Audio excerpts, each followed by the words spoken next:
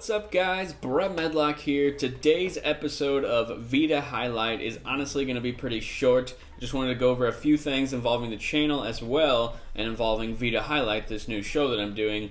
So first off, I want to say that I'm going to plan on doing this show. I still enjoy doing it. I get probably the most positive comments from this show. So Vita Highlight is here to stay, but with E3 coming up and there's a lot of planning around that, it's taking up a lot of my time. And I just started a new mini-series it's not going to be around forever, obviously, because it's called Games of E3 2018. So leading up to that, I'm going to be doing Games of E3, so I won't be able to put out as much other content. I'll still probably do some random reaction videos to some news and whatnot. But up until then, I'm probably going to be focusing on Games of E3 and possibly some reviews as well.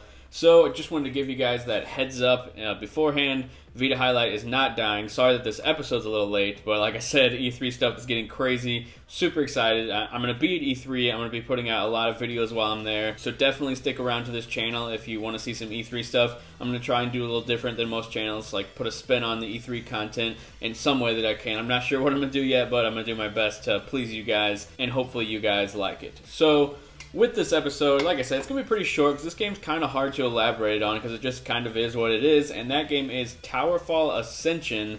This is a game that's actually from the developer of the recently critically praised Celeste. It's unfortunately not on Vita. It's on pretty much every platform except Vita, which really bummed me out because Celeste could obviously run on the Vita, so I'm pretty sad that it never came to the handheld. Because I played a little bit on PC and I like it, but it's a handheld game. It's the type of game I want to play on the go, just like Towerfall Ascension, the game I want to talk about which is pretty much a lot different than Celeste. Celeste was a single-player, story-driven platformer. This is a platforming versus game where you want to play with friends, and even if you can't play with friends, the single-player content is actually pretty fun. There's a bunch of different levels that you can go through on single-player or multiplayer, and they all have different environmental stuff that's going on. There's some hazards and whatnot that can kill you, like spikes and lava and ice that you can slip around on, and it changes the whole aspect of the gameplay, which is a lot of fun. The main source of gameplay is just shooting arrows at each other, which sounds kind of boring, but once you're in the mix and you're utilizing the warp mechanic that the level uses, like when you jump off of a ledge at the bottom of the level, you'll show up at the top of the level, you'll be able to land on top of someone or shoot an arrow while you're falling down on top of them.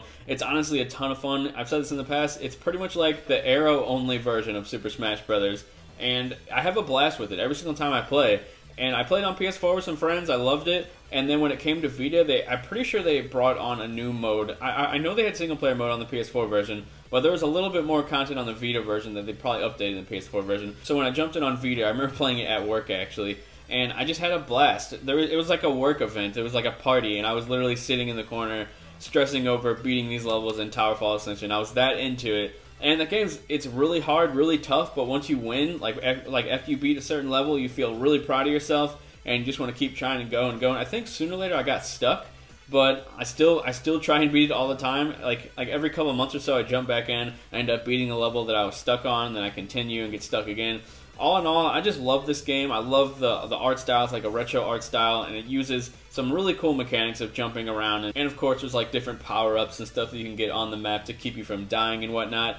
It's seriously a blast. I cannot recommend it enough. You might have gotten it on PlayStation Plus. I think this was a PlayStation Plus game. I believe this game came to PlayStation Plus on PS4, and then like a year later, the game got ported to Vita finally. I was waiting for that port forever. It finally came to Vita, and you could actually download it for free if you owned the PS4 version from PlayStation Plus. So you might have it in your download queue and you don't even know it. It's an amazing game in my opinion. I actually like it more than Celeste, but I can't fully judge it because I've only made it like halfway through Celeste.